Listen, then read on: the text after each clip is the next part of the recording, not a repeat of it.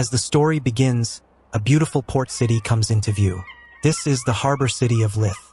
Raymond steps off his ship with an excited grin, shouting that they've finally arrived. Everywhere, people are busy with their trades making money. Raymond, eyes sparkling with excitement, takes in the bustling city. His friend Walker notices how happy Raymond is and asks Taryn about it too. Taryn smiles, saying he won't shy away from the joy either. They head towards this new chapter and adventure in their lives. In this era, adventurers dominate the landscape, setting off on journeys to become heroes. Behind mysterious portals, whose origins remain unexplained, lurk all manner of monsters invisible to the Maple world. Despite the countless adventurers who perish within these gates, those with grand dreams continue to brave them, drawn by the treasures they hold. Walker proposes using bait, a suggestion that puzzles Raymond. Walker explains that without knowledge of what lies inside the gates, planning is nearly impossible. However, using a slave as bait, given the high number of adventurer deaths, could be a crucial, life-saving strategy. Charlotte understands the plan and agrees to it. They enter a bustling slave market and are greeted by the slave master, who allows them to choose freely, as all the slaves are intended for use as bait. The slave master assures them of reasonable prices and suggests a few slaves. Pointing to 2 recent arrivals, he recommends them. Walker decides to take both, earning praise from the slave master for his choice. Wishing them good luck on their journey, the master sends them off. As Walker's party approaches the Red Gate, Walker marks a pillar to signal to others that they have entered. Walker observes that the area inside the gate is empty and marks it. He asks his team if they're ready, and they all smile with determination. As they step through the gate, Raymond, noticing its strangeness, almost trips. He looks up in shock at a completely different world, remarking that it's nothing like he imagined. Walker reassures him, explaining that gates usually form far from monster habitats, giving them time to prepare. Charlotte explains to the team the crucial fact that adventurers can't use the same gate to exit, emphasizing the necessity of finding a new one as their primary objective. However, her words are abruptly cut short as terror seizes her upon glimpsing a monstrous figure behind them. Frozen in shock, she is unable to react as the creature lunges forward, consuming her in an instant. The slave, startled by the sudden turn of events, yells out in surprise, unable to comprehend why a monster would be lurking near the gate. Raymond, alarmed by Charlotte's fate, shouts out her name in concern, his voice echoing with worry. Meanwhile, the colossal monster looms before them, casting a shadow of panic over the entire group. The slave's trying to figure out what's happening while Walker's busy with his fire arrow move, taking out the monster in one shot. He's yelling at the team, saying they need to retreat ASAP, and decides to use the slaves as bait to distract whatever's out there. The slaves start begging for their lives, but Taryn shuts them up, telling them to just do what they're told. Raymond wrestles with guilt as they flee, leaving the desperate cries of the slaves behind. They make a dash for it while the slaves' pleas for rescue grow louder. Suddenly, the slaves are attacked, their screams piercing the air. Walker and his team, having distanced themselves from the monsters, come to a halt. Walker grimly admits they can't save everyone and need to prioritize their own survival by finding an exit gate. Raymond, stunned by the turn of events, struggles to comprehend their abandonment of the slaves, but Walker urges him to think logically in this dire situation. Taryn snaps at Raymond, demanding he pull himself together and follow Walker's lead. He insists that there's still hope and a chance for success in the next gate if they can make it out alive. With a determined smile, Taryn reassures the team that they'll get through this ordeal. However, their optimism is short-lived as a monstrous figure suddenly appears behind Taryn, brutally ending his life with a devastating blow. Walker, consumed by rage and grief, yells Taryn's name in anguish. Raymond collapses onto his back, overwhelmed and unable to comprehend the unfolding nightmare. Meanwhile, Walker, refusing to back down, readies his weapon once more, attempting to shoot a fire arrow at the monster. But before he can act, the creature lashes out, seizing Walker by the neck with its tongue and dragging him into its gaping maw, snuffing out his life in an instant. As Walker's blood drips from its mouth, the monster turns its attention towards Raymond, who frantically attempts to crawl away to safety. In a brutal attack, the creature smashes Raymond's leg, causing him to scream out in agony. As he looks up in despair, Raymond is startled to see the slave who had been used as bait before, now standing before him. Raymond becomes hopeful, and he begs the slave to help him. He explains how all his members have already died, Raymond apologizes about earlier while pleading for help and clenching his teeth in desperation. The slave looks at him coldly. Raymond yells in desperation, seeking help, but the slave just laughs and gets down from the tree. The slave calmly states that there's no hope in saving Raymond because the monster has already gotten to him. Raymond goes crazy and tells the slave that he will die shortly after the monster swallows him. The monster then turns its attention to the slave with the intent to kill him. However, the slave remains steadfast and faces the monster, determined not to perish. He attacks the monster with his spear. The slave pulls back his hair and confidently declares that he did not die here. While watching all the chaos from a mountain peak, the adventurer said that it was coming as an army of dragons approached, led by the king of dragons, Gorntail. The blonde girl mentioned that the centaur's nest had already been destroyed, and there was nothing they could do anymore. The knights, adventurers, and cross-hunters, who were once seen as a ray of hope, were all dead. She looks at the adventurer and tells him that he's the last one remaining, addressing him as El Palm. The adventurer becomes determined for their last battle, but the scene quickly changes into chaos with El Palm severely wounded and surrounded by the dead bodies of his comrades. He becomes hopeless and, as he sees the Dragon King regenerating, he realizes his effort was meaningless while the dragon approaches him. He accepts his fate and closes his eyes, knowing the world is about to end, but gets up with rage, gritting his teeth, unable to accept the ending. He recalls all his friends who died protecting him and screams in pain, saying this is unacceptable. He rises, rejecting his fate, and tries to attack the King of Dragons one last time with his fire magic. With determination, he is about to strike the dragon, but his body gives out due to the severe wounds, and the dragon attacks him with a powerful blow. Unable to move, he tries to reject his fate, regretting not being stronger, but suddenly hears a voice calling him a piece of crap. He opens his eyes and is too stunned to speak as the slave owner says pretending to be sick won't work.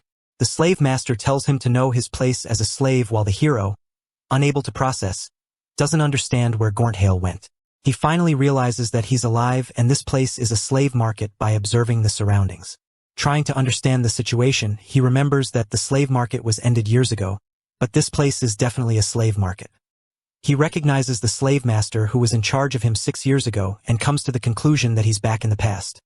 While the slave master gets enraged at him and tries to punch him out of anger, he understands that he's regressed back in time, and he's not dreaming either.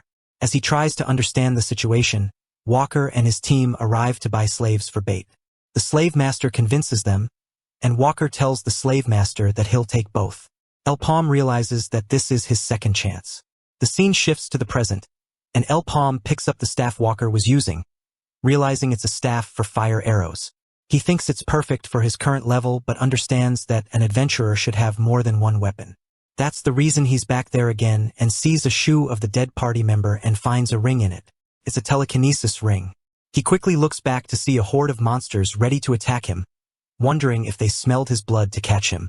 The monsters surround him and try to attack El Palm. He uses his staff to protect himself and fight the monsters, but one of the monsters uses its tongue and breaks the staff. Quickly, he uses a fire arrow and saves himself from getting eaten alive. He thinks about testing the ring out too and swiftly destroys all the monsters that surround him.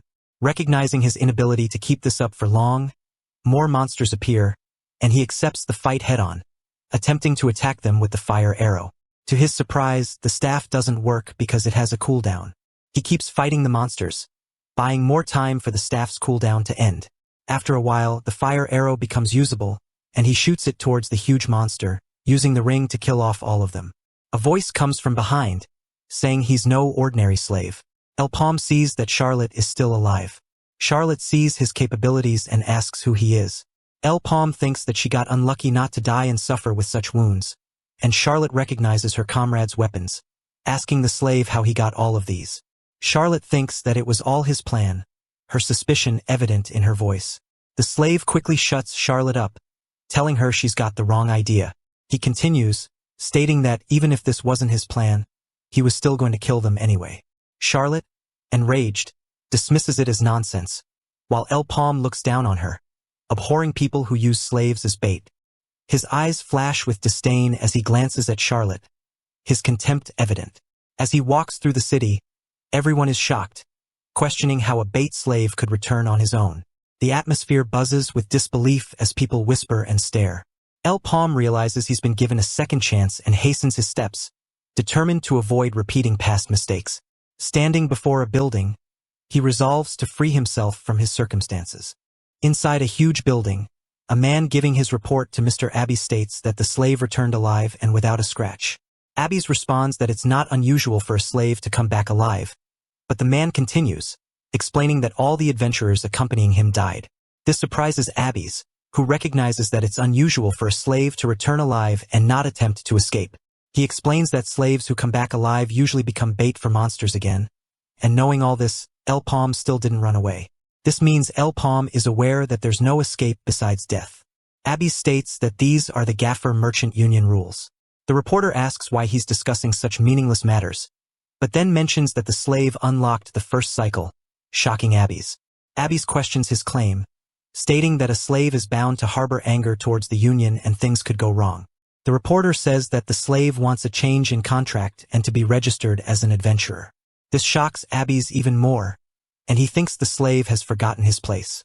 However, the reporter continues, saying that Mr. Racken ordered him to look into this matter personally. This makes Abbey's anxious, and he gets up from his seat, yelling Racken's name. He doesn't understand how an executive of the Gaffer Merchant Union is showing interest in a lowly slave like him. He can't believe it. He tries to process the situation of a bait slave wanting to become an adventurer. Under Queen Cygnus, slaves should not have any status. It's all superficial talk since humans were always slaves to money. If a person fails to pay back their debt, they are pushed to do labor to make up for it. Palm thinks this notion was created by slaves themselves. When his father died from an illness, he became a slave too.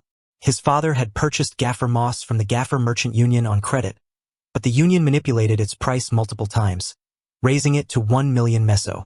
The judge ruled that because of the accusation against Palm for not paying the 1 million meso back in time, he was forced to do labor equivalent to that amount for the merchant union. Palm was exploited by the union for 6 years and now seeks revenge. The scene shifts to Palm confronting Abbey's himself. Palm introduces himself and recognizes Abbey's as the left-hand man of Racken. Abbey's says that he already understands the situation, so he will keep it short and decide to let Palm become an F-rank adventurer. Palm smiles in satisfaction and shows gratitude, knowing his request has been accepted. However, he then confidently demands to be an E-rank adventurer, an evil smile on his face. Abbey's points out that Palm has no adventuring experience, but Palm counters by stating that he has been a bait for 3 years and has explored hundreds of gates. Abbey's remains firm in his decision, but Palm insists that adventuring is not just about monster slaying. It's about survival and coming back alive. The information a returnee holds is far more valuable than just slaying monsters. Abbey's finally acknowledges Palm's claims but remains unconvinced, pointing out that he only entered low-level gates. Even if surviving for 3 years is difficult, it's still not enough, and survival skills alone won't suffice for higher-level gates. Abbey's tells Palm that they are not fools who will fall for his claims so easily and give him a risky contract that could get him killed without paying back his debt. Abbey's thinks that Palm will die before achieving anything significant but feels a certain repulsive aura from him. Palm then mentions the gate with 12 scars, to which Abbey's responds that at least 12 parties have already died there. Abbey's challenges him, telling Palm to prove his worth, and hands him the contract with an evil look. The scene shifts to a forest where Palm is joining a new party. Chev greets Palm and introduces himself as a tank. He mentions that Abbey's told him about Palm being a slave bait, but assures him that he and his party don't care about such things. Chev hopes they enjoy their time together and asks if Palm is a fire magic user. Palm hesitates, prompting Chev and his cheeky party member to remark that mages only have one elemental affinity for magic, which is decided at birth. Chev says that items of other elements are useless for mages. Another party member explains that their goal is to retrieve the items left behind by the 12 parties rather than kill monsters. Chev adds that the union will pay 3,000 meso for each returned item. The white-haired party member complains that the union isn't even offering half of what the items are actually worth. Chev tells him to stop complaining and asks if everyone is ready as they prepare to enter the gate. Inside the gate, Chev instructs everyone to pay attention and build a base first for long battles in such a dense forest. A party member suggests building a base on the tree branches since it's easier to hide and relocate. They all agree on this plan. The white-haired guy tells Palm to rest since they can handle setting up the base. After the base is set, they decide to split up and check the surroundings. Tom, Max, and Rao form Group 1, while Chev teams up with El Palm. Chev instructs that in case of danger, they should signal and rush back to base. Chev anxiously wonders why they still haven't encountered any monsters and decides they should move further inside tomorrow. He asks El Palm how his first mission feels, and Palm admits to feeling nervous. Chev reassures him, saying that even after years of adventuring, he still feels nervous too. But despite it all, he keeps moving forward because of his teammates. He shows gratitude for his party members. Chev feels sorry for El Palm and asks if he's alright talking about such stuff, acknowledging that his past as a slave bait must have been difficult. Chev is about to ask Palm to join their party, but seeing him remain silent, he adds that he's not serious, so Palm shouldn't worry too much about it. The scene shifts to nighttime as the party members discuss their plan for tomorrow's adventure. Chev stops them, saying they shouldn't talk about work all the time, especially while eating. El Palm observes them and drinks from a bottle. At midnight, Chev tries to wake Palm up. His white-haired teammate asks what he's doing, pointing out that it's only natural for Palm not to wake up. The teammate, annoyed by Chev's cautiousness, states that the herb they used will make anyone fall asleep. Chev asks if a fire arrow costs 10,000 meso, and his teammate, ready to kill Palm, has an evil look on his face. As Kiki attacks the sleeping bag filled with evilness, he is shocked to see El Palm is not even there. Everyone is shocked and scared, and Chev orders them to find El Palm in anger. A fire breaks out, alarming the whole party as they try to understand the situation and save their food items. Chev realizes this is all El Palm's plan. One of the party members grabs Chev's arm and points towards a huge slime monster with an eye looking down on them, ready to kill. Chev calls Palm a bastard, realizing they were used as bait. They try to escape the monster's dangerous attacks while El Palm, watching from a distance, thinks their kindness was useless if they were just going to trick him. El Palm had already realized that including a bait like him in such a mission would obviously mean they had different motives. El Palm analyzes the monster and is surprised by its size. Chev realizes they're at a disadvantage and, when asked by a party member, he reveals that it's the gold slime while running away to save their lives. Gold slime is a rare boss that appears only in red gates. Chev understands that it's the worst enemy for them as they're all melee users. While running away, they barely dodge its slime attack and realize it can shoot long-range attacks as well. Party member, in fear, goes crazy, calling it cheating. Chev motivates them while running away and tells them to wait for its attack cooldown. Until then, they need to recover. Once they get a chance, the core in the gold slime needs to be destroyed. Max, with a sinister smile, overestimates himself and jumps in, trying to attack the gold slime, knowing it's on cooldown. Chev tries to stop him, but Max gets cut in half in mere seconds. Chev is shocked and loses hope, seeing the gold slime ignore its cooldown while El Palm from a distance observes everything and calls out Chev's mistake of not knowing that the gold slime grows in strength if it eats items. It's not just getting stronger, its cooldown decreases as well. El Palm understands why the parties that entered before couldn't defeat such a monstrosity. The gold slime is already out of its class because it has been growing so much and can fit in yellow gates as well, which are 2 levels above. Such a monster can't be defeated by one circle adventurers. Since there are no items left in the dungeon, Palm thinks that the mission is a failure and smiles, remembering Abby's contract. The monster catches Palm's presence and gets attacked by Palm's fire arrow as it screams in pain. Palm realizes that at its current strength, it's going to need 5 more shots to die. Palm confidently says that it doesn't matter and, with a smile, becomes determined to prove Abby's wrong. The gold slime shoots its acid arrow at Palm, which he easily dodges. Keeps attacking as Palm dodges in midair and decides to attack it continuously at one spot, which is no easy thing to do and normal mages wouldn't be able to survive. Palm is not an ordinary mage, and one of the titles he held in his previous life was the best telekinetic. Palm pulls out the fire arrow and shoots it at the gold slime while dodging and saving himself from its deadly attacks. Palm keeps hitting it with fire arrows while dodging, and after missing one fire arrow, Palm realizes that it's quick for its size. Palm hits it with another attack, completely exposing its core, and jumps in to destroy it while the monster tries its best to stop Palm. As Palm is about to finish the monster off, the monster uses its hand to fight him off. He dodges the slimy body and uses his telekinetic ring to land on the ground. He pulls out the fire arrow and sees the slime monster hiding its core with its hand. He smiles at this view and shoots the fire arrow at it. The slime monster is unable to dodge, and as it hits, the the slime monster explodes everywhere. Palm dodges its slimy body and remains flying everywhere, using his telekinetic ring to land on a tree safely. He smiles at the slime exploding and, after the dust settles, walks towards its remains and finds a shining red glowing ball, the gold slime monster's core. He uses his telekinetic ring and catches the red ball in his hands, which looks like a mana ball. He absorbs it. The scene shifts to Abby's office, where Palm confronts him. Abby's admits that Palm isn't just all talk, but criticizes him for coming back alone and not fulfilling his mission to bring back the lost items. Palm complains about the useless party members who were up to no good and tried to steal his weapon. He explains that after he left the group, they probably encountered the monster and died fighting it. Palm reveals that it was the gold slime. Abby's recognizes the name and says that it must have melted everything away with it. Abby's gets annoyed by the fact that he lost so many valuable items because of a slime monster, an issue that can't be ignored. Abby's notes that Palm came out alive, so according to the gate's rules, only the marked number of people can enter. Unless everyone inside dies, no one can enter the gate after them. The gate's difficulty is based on its colors, ranging from red to purple, and those with higher circles than the gate difficulty cannot enter low-level gates. The last rule is that there's only one chance to raid a gate. If someone survives, the gate is destroyed and cannot be accessed again. Abby's realizes that the gate is already lost and the gold slime melted everything. Abby's asks Palm if he barely managed to survive, and since it melted all the items, he understands that Palm couldn't bring back anything. But regardless of the reasons, he fails Palm because he was unable to fulfill his deal. Palm cuts him off by pointing out his impatience and then shows Abby's that he ate the gold slime, leaving him speechless.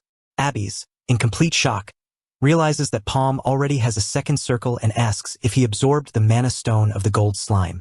Palm thinks this is enough to prove his capabilities and demands an E rank from Abby's. Abby's agrees on D rank only, which shocks Palm. With an evil laugh, Abby says that he'll give him D rank or treat him like a C rank adventurer if Palm agrees to work together with Abby's. Palm silently signs the contract while Abby's thinks that under normal circumstances, giving someone with 2 circles C rank treatment is too much. Adventurers' ranks are determined by the number of circles they have, and the circles signify their power. Abby's realizes that Palm is different since getting another circle this quickly just by eating a mana stone is not possible. Abby's thinks it's survival instincts but then recognizes Palm's overwhelming talent and gets excited about it. Abby's is amazed to see someone circle up so quickly just after 2 adventures and becomes interested in Palm. Palm, while signing the contract, sees that his treatment has already gotten better and Abby's is very impatient. Palm thinks that there's not much time left and mentions the Red Gate's first 100-member gate raid, a big event happening in Port's Merchant Union, which the Gaffer Merchant Union is obviously interested in. Palm thinks about planning a few things in advance, which might be a good thing, and asks Abby's for a favor. Abby's tells him to speak comfortably, and Palm straightforwardly asks him for some money. Abby's is left speechless, thinking that Palm is going too far. Some say the Age of Adventurers started because of gates, but it was actually a trap by a black magician, leading to many deaths and killing the future potential of Maple World. After the last day, all the monsters came rushing out and humanity lost. In 3 years, Maple World's fate isn't far off. Abby's watches Palm leave while Palm thinks to himself that this money isn't enough, though it's fine to start with. The 100-member gate is red level this time, and only adventurers with 2 circles can enter it. The Gaffer Merchant Union usually invests in high circle level adventurers, but this time, it has taken interest in Palm since it's aiming for the gate. Even though Palm has money now, he decides not to waste it on items since items for his level are very expensive. Palm thinks of something useful to buy with this money and enters the slave market. A man welcomes him and guides him through the market. He asks Palm what kind of slave he's looking for, dungeon bait or a warrior. Palm tells him to lead the way as he already knows who he wants to buy. They enter the punishment ward, and the slave merchant explains that this place is for punishing slaves who act up, like the person he's looking for. The merchant becomes hesitant and scared, asking Palm if he's sure he wants such a slave. Palm assures him and says this is the slave he wants. Before Palm regressed back in time, there was someone whose death sped up the end of Maple World. The polearm hero Erin, a girl who got killed. Erin's first student, known as the hero killer Dibwa, is the slave Palm seeks. Dibwa aggressively says he doesn't recognize Palm and tells him to leave. The slave merchant tries to apologize, saying Dibwa is not mentally okay. Palm thinks that before his return, Dibwa was different but now treats adventurers rudely, even as a slave. The merchant says there's no other mad dog like Dibwa, to which Palm smiles, thinking Dibwa has skills and gained a lot of attention during the start of the end. Palm and Dibwa were often compared because they came from the same region and had similar skills. Palm observes Dibwa's behavior as Dibwa gets out, thinking Palm belongs to a rich family. Dibwa asks for 1 million as his price and challenges Palm with a sinister smile. Palm realizes they both share an extreme need for money. Palm remembers that Dibwa had a sister with black blood disease. Dibwa tells Palm to leave if he doesn't have the money but is shocked when Palm pulls out 1 million meso cash. The slave merchant and Dibwa are stunned. Dibwa looks worried, but Palm pulls out a contract and explains it will last 1 year, with profits split 7-3, and Palm will choose the item drop from the gate. The slave merchant is surprised to see Palm making Dibwa his party member instead of a slave. Palm shows Dibwa the contract, and Dibwa quickly signs it with his blood. Palm thinks Dibwa is doing this because his sister's life is on the line. Palm tells Dibwa they should head straight to a gate since the contract is sealed. Dibwa shows his determination, and Palm challenges him to prove his worth. Dibwa confidently says he'll work harder than everyone else. They enter a forest, and Dibwa shares his concern about using a long sword instead of a weapon he's used to. He asks Palm if they should exchange it for a long sword. Palm tells him he'll use a polearm from now on, and if he disagrees, they can end the contract. Dibwa is curious about the gate, seeing it has an entry limit of 8. He asks where the rest of the party is, sure his rich boss has more members. Palm tells him they have enough. Dibwa, relieved, calms down but gets worried when Palm pushes him inside the gate, telling him not to waste time. Inside the gate, Dibwa falls and calls Palm crazy for entering an 8-person gate alone. Dibwa becomes aggressive, complaining about his weapon, while Palm stands unfazed. They get attacked by Stumps, and Dibwa realizes his mistakes led to their discovery. Stumps have tough barks, hard to penetrate with swords and spears. Palm tells him to move, pulls out his fire arrow, and kills them all in one shot. Palm warns Dibwa not to make such mistakes again. Dibwa is surprised and calls his boss a monster. The scene shifts to nighttime. Inside a building, a female reports that they've picked the people they'll send but are still deciding the time and place. A man, holding wine, stands looking out the window. The girl asks if they have his permission. He agrees and, with a determined and evil look, says everything will be done according to that person's will and freedom for the Maple World. To be continued. If you want to watch the next part, then like and subscribe and let me know in the comment of what recap you want to watch next.